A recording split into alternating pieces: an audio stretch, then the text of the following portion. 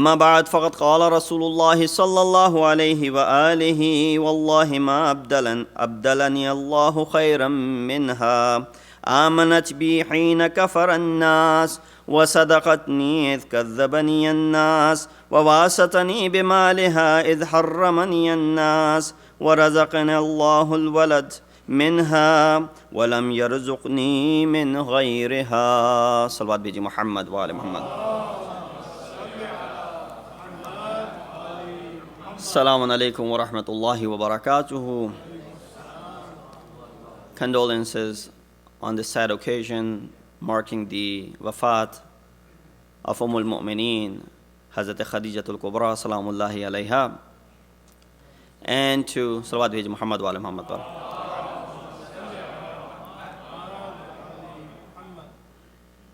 And to discuss about her, I chose this hadith from our Prophet.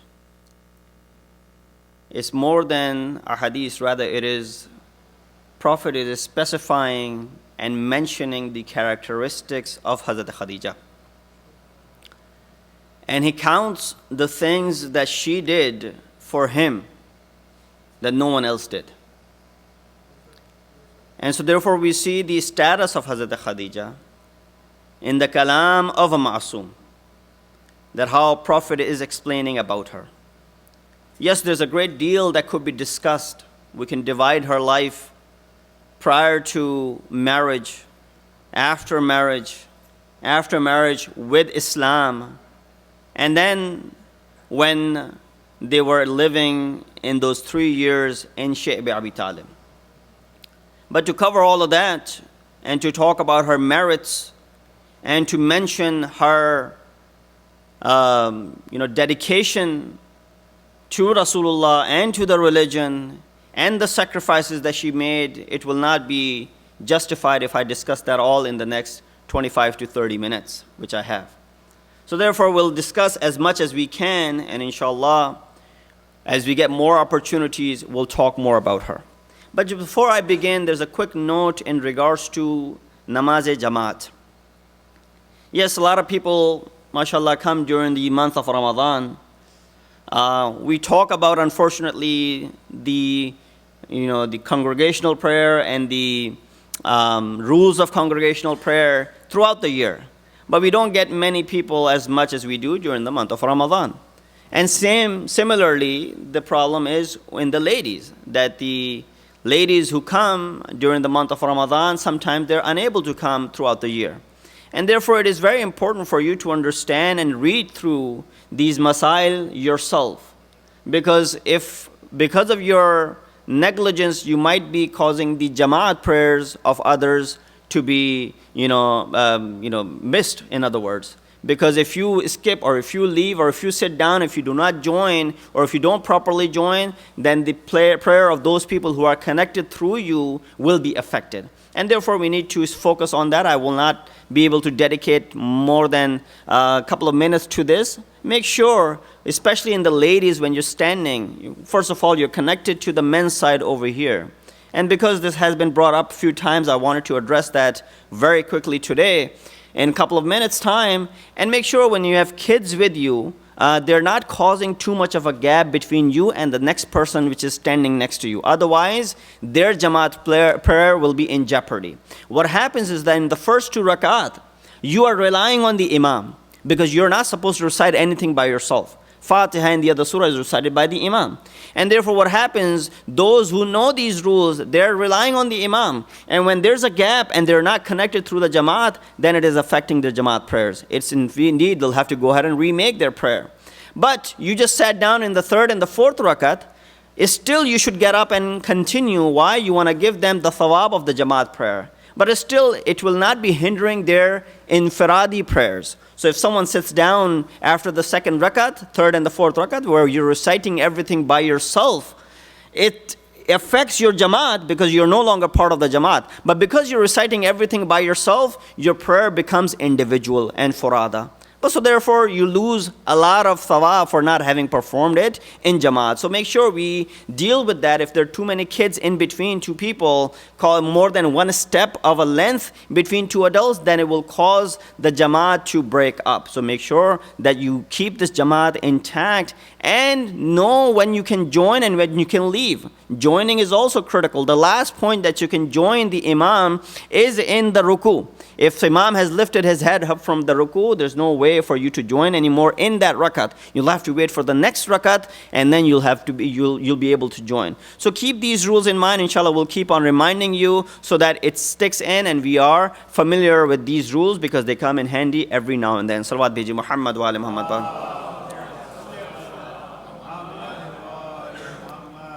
We see that Prophet mentioned in regards to Hazrat Khadija on numerous occasions.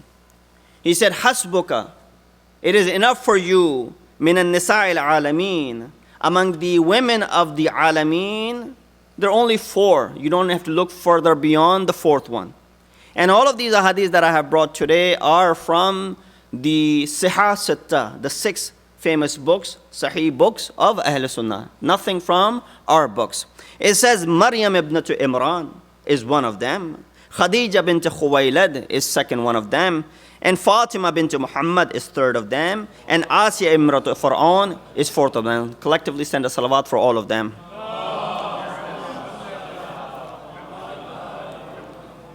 And then Jibreel comes to Rasulullah, and as he used to do so, to bring wahi onto him every now and then. But this was the methodology, this was the way Jibreel would greet Prophet. He would come, Ata Jibreel qala lin-nabi anna Allah yuqra'u Khadija as-salam. That indeed Allah subhanahu wa ta'ala sends his salutations on to Khadija. Just imagine the status of an individual upon whom Allah is sending his salutations. You and I get salam from someone who's of higher authority, someone who has some sort of a status in the world. We feel all, we try to brag and boast about it because we feel good. Someone of a higher status has sent salam to us. Here, Jibreel is first-hand delivering the salam of Allah subhanahu wa ta'ala towards Janab Khadija salamullahi alayha through Prophet. And then he said, هذه خديجة فإذا هي أتتك فقرأ عليها السلام من ربها ومني وبشرها ببيت في الجنة. This is Khadija. Send her salutation from me, if she comes to you, salutations from Allah subhanahu wa ta'ala, min rabbiha, from her Lord, minni, from me, Jibreel as well, wa bashirha, and give her glad tidings, bi baytin fil jannah, that Allah subhanahu wa ta'ala has created a house for her in the Jannah. Hazrat Asiya had to ask Allah subhanahu wa ta'ala, Rabbi, ibnibli, create for me, make for me, baytin fil jannah, in the create for me a house near you in the Jannah. And her request was then answered by Allah subhanahu wa ta'ala in a positive manner. But over here, without Hazrat Khadija asking for it, Allah subhanahu wa ta'ala is saying, send salam on to Khadija and also tell her that Allah subhanahu wa ta'ala has built a house for her in Jannah. Salawat bi Muhammad wa ala Muhammad. And to repeat and to look at the beauty of it, Hazrat Khadija replies, what does she say? Inna Allah huwa salam, wa ala Jibreel as-salam, wa alayka ya Rasulullah salam. Indeed, upon Allah is salam, and upon Jibreel is salam, and upon you, O Rasulullah, is salam, wa rahmatullahi wa barakatuh. This is how the books of Sihah Sitta explain in regards to the merits of Hazrat Khadija salamullahi alayha. And that hadith which I opened my speech with, which Prophet is, in other words, taking pride in when he says this, when he was posed with a question, because some of the wives of Rasulullah were jealous of the way how Prophet always used to remember Hazrat Khadija. Throughout the life, whenever he would sacrifice something, he would send it to the family of Hazrat Khadija. Whenever he would do anything, he will remember Hazrat Khadija. Yes, it gets to a point where some of the family or some of the wives become jealous, that why do you keep on remembering that old woman who died and she's no longer with you, and so on and so forth. These were the words words. Some of them said, Ma ghirtu ala imra'atin.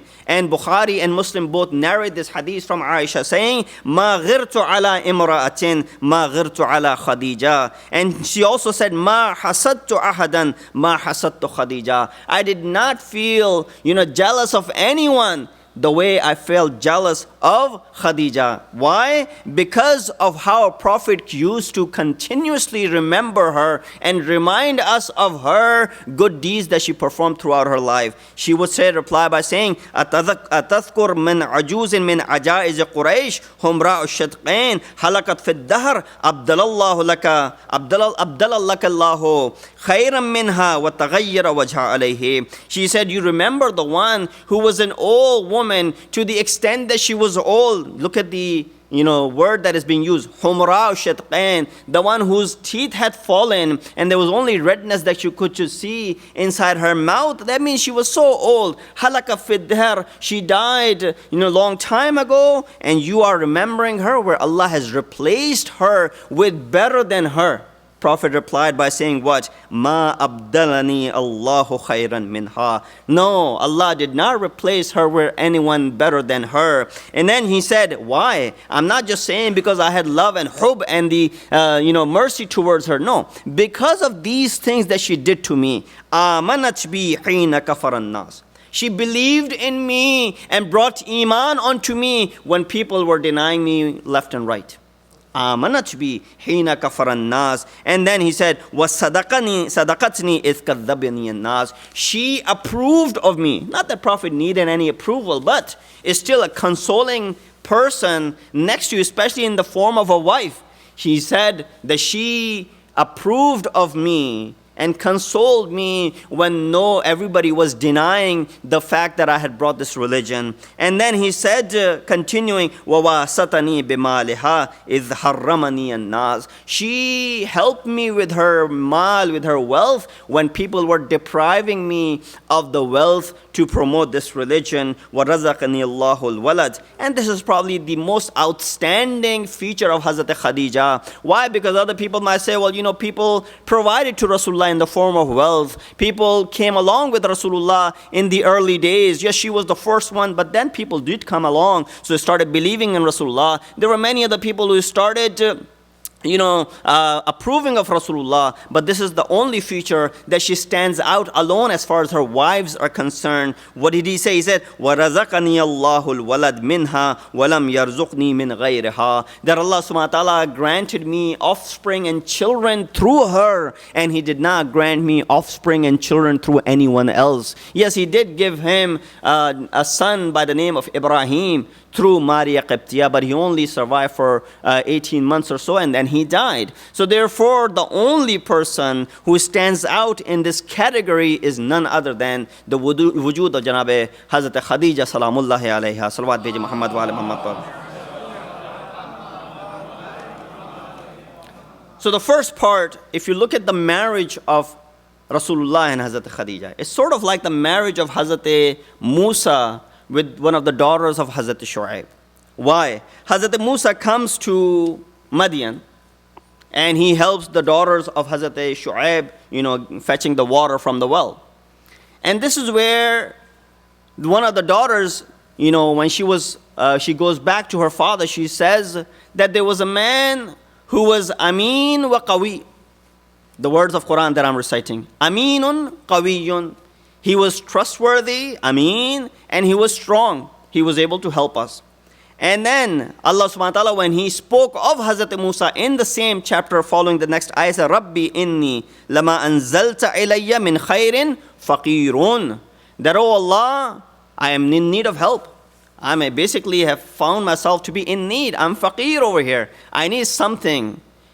Look at how Prophet, when he's getting married to Hazrat Khadija, when he came, he was known in all of Arab as what? Amin, and of course, Sadiq. Everybody was calling him Amin and Sadiq. So that's one resemblance that he has with Hazrat Musa. Secondly, what did Allah subhanahu wa ta'ala say in regards to Rasulullah? وَوَجَدَكَ عَائِلًا فَأَغْنَى. We found you in need and we provided you. We made you self-sufficient. So over there, Hazrat Musa is being called faqir, that he was in need and Allah provides him. Here, Allah is calling about in regards to our Prophet saying, وَوَجَدَكَ عَائِلًا فَأَغْنَى. We found you in need and we provided for you. So you see these two similarities. And then marriage of Hazrat Musa to the daughter of Hazrat Shu'aib. What did she say? Ya abati ista'ajirhu. Oh Allah, oh my father, give him the compensation for what he has done to us.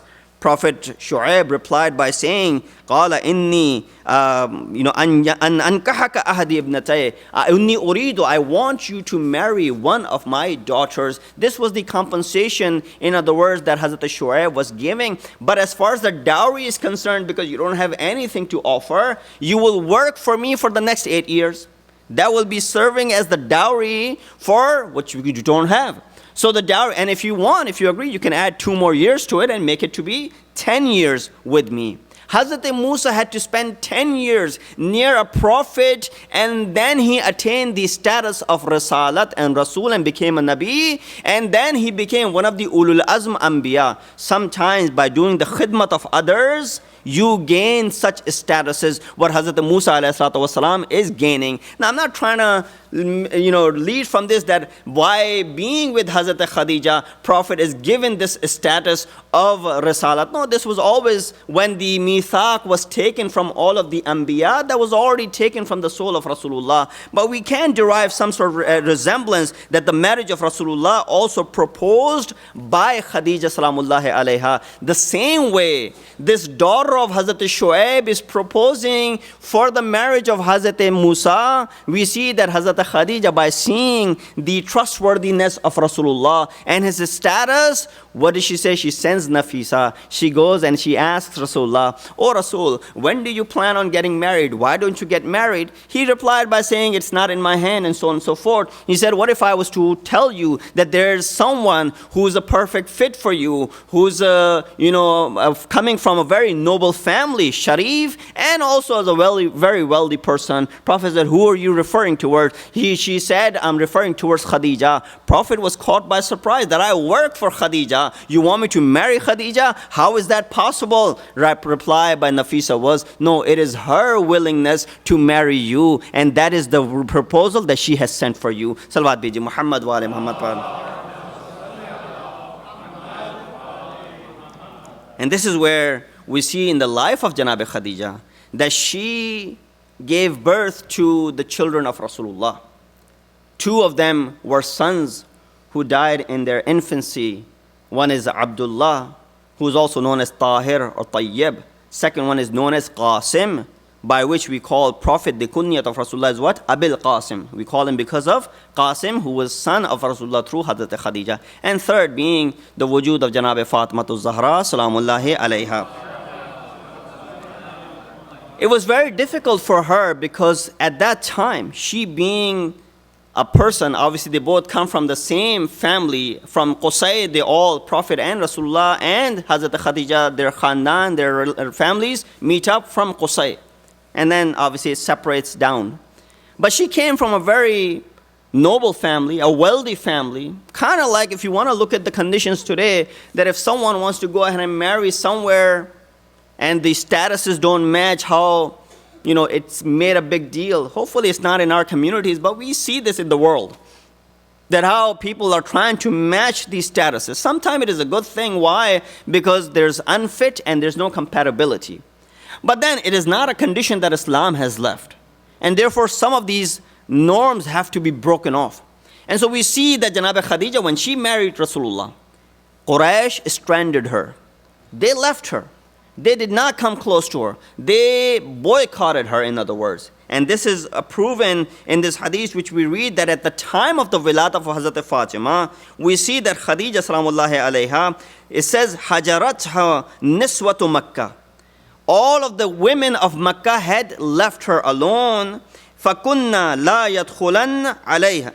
They will not enter upon Hazrat Khadija. وَلَا يُسَلِّمَنْ. They will not say salam to her even. وَلَا يَتْرُكْنَ. And they will not let any other women from Quraysh to enter upon her to go ahead and be at her service. This was something فَجَاءَ وَحْشَت. This is something which gave wahshat to Hazrat Khadija salamullahi alayha. وَكَانَ جَزْعُهَا وَغَمُّهَا حَذْرًا عَلَيْهِ. And it was also the gham of Rasulullah as well, keeping this in fact in mind, that because of me, all of the people have stranded her. This is where فَلَمَّا حَمِلَتْ Fatima, when she was pregnant with Janab Fatima al-Zahra, what happened that one day when Prophet walked in, he saw that she was speaking to someone. Prophet then asked her, فَدَخَلَ رَسُولُ اللَّهِ يَوْمًا فَسَمِعَ خَدِيجَةُ تُحَدِّثُ Fat. She was speaking to someone. He said, فَقَالَ يَا خَدِيجَةُ مَنْ تُحَدِّثِينَ. Oh Khadija, in this halat, in this condition, when all of the women of the Quraysh have stranded you and left you and they do not come to your service, who are you speaking to? Who are you talking to in your loneliness? She replied by saying, قالت الجنين الذي في بطني يحدثني ويؤنسني. I'm speaking to this something, that baby which is in my womb, which speaks to me and brings me out of this wahshat that I am put in by the women of the Quraysh. So we see the miracle of Allah subhanahu wa ta'ala, that Janab Fatima in the womb of her mother is speaking to her mother and consoling her in this difficult time that she was going through. Salawat bheji Muhammad wa ala Muhammad.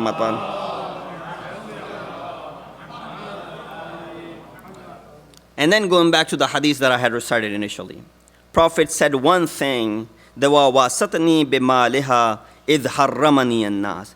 She helped me with her wealth when everybody deprived me of their wealth. You understand that in the initial days, it is the most fragile and the most critical time. And that's when the help is needed to boost and to bring something into, in front of people. And that was the time, critical time in Islam as well. The Prophet has these followers, but there's no wealth. And it is through the wealth of Hazrat Khadija that many of the expenses were paid. Both of the hijrats that take place, one towards Habsha, second towards Medina, were paid off by the wealth of Hazrat Khadija. The 3 years that they spent in Shayb Abi Talib, when the whole Quraysh and Makkah had boycotted them, it was through the wealth of Hazrat Khadija that they were able to live off for 3 years in those severe conditions. It was through the wealth of Hazrat Khadija that we see that building of Masjid-e-Nabi, it was spent towards that, and as well as Da'wat Dhul Ashira, it was arranged, and the wealth of Hazrat Khadija was used over there as well. But we thank Hazrat Khadija, because if it wasn't for her wealth, Shaykh Mutahari mentioned a very beautiful thing. He said in the early days of Islam, or actually throughout the life of Rasulullah, Islam is spread through the sword of Ali and through the wealth of Khadija. And if it wasn't for these two, Islam would not have flourished. But if we thank them for doing so, but it is Allah subhanahu wa ta'ala who utilized them for this purpose, right? Because if Allah wanted, He could have utilized someone else. Allah's religion does not stop for anyone. Yes, it is a big deal. We remember Hazrat Khadija because she provided her wealth. But she did not do any favor to Allah in providing this wealth, if you follow along with me. It is Allah who did favor upon her that she got the tawfiq to spend her wealth towards the cause of Islam. You and I are in the same boat. When Islam needs us throughout the world, sometimes our resources are limited. You look at, that's why our ulama and scholars, they derive from the kalam of Masumin that you spend locally and then you build and look for outside. So therefore we see Zakatul Fitra is spent locally. When you take out homes, make sure you spend locally. When there's sadaqah, make sure you spend locally. Give it to local people that are locally in your area in need. Even if there might be someone more in need somewhere else. No, those who are in your area, they are in need most. So when we ask, how are the ways that we can help? You see that this masjid is in front of you. I'm not doing any fundraising or anything just because it came in. This masjid is in front of you. Alhamdulillah, in the initial days, it was mostly needed. A lot of you chipped in and got the structure together. But because it's a continuous need, it's always needed. This is where we see that when we pay, it's not a favor that we are giving to the house of Allah subhanahu wa ta'ala. Rather, when we pay towards the building of this house of Allah subhanahu wa ta'ala, it is the favor that Allah has bestowed upon us through the tawfiq that He has given to us. It's the tawfiq by Allah subhanahu wa ta'ala that our wallets open up, that our hearts open up for the cause of His. Not that it is a favor that we are giving to Allah subhanahu wa ta'ala. If we started thinking down this method, then we will be able to understand what Hazrat Khadija salamullah alayha did for the cause of Islam. We see that towards the end of her life, I'm running out of my time, that when Prophet came back from Medina in Fatih Makkah, Janab Khadija lived a long life, and when she died after those 3 difficult years in Shi'b Abi Talib, she died some 3 days, or some mentioned 3 months later. It was probably 3 days after the death of Hazrat Abu Talib. So it was a big deal for Rasulullah. And when she died, Prophet cried and he called it to be Amul Huzn. But when he went to Medina, and then when he returned back from Medina in Fatih Makkah in the 8th year of Hijrah, everybody came to Rasulullah, said, "Oh Rasul, stay with us. Oh Rasul, stay with us." You know where Prophet went and stayed? This shows the commitment of Rasulullah. He went and he camped next to the qabr of Hazrat Khadija. He said, "I'm not going to stay anywhere." This shows the immense love that Prophet had. He goes and he camps next to the grave of Hazrat Khadija salamullah alayha. And he spends how many days that he spent in Makkah, because he returned back to Medina. He did not go to the house of any individual. He stayed next to Hazrat Khadija. Kind of like how Hazrat Khadija demanded when she was dying, "Dear O Prophet, I want your libas to be my kafan." Yes, everybody needs kafan, but I want your libas to be my kafan. Why is she asking for this unusual kafan? Because she's showing the love that she has for Rasulullah, that even after my death, I want to show that I still love him, that the love is still there even in my grave after I have left this world.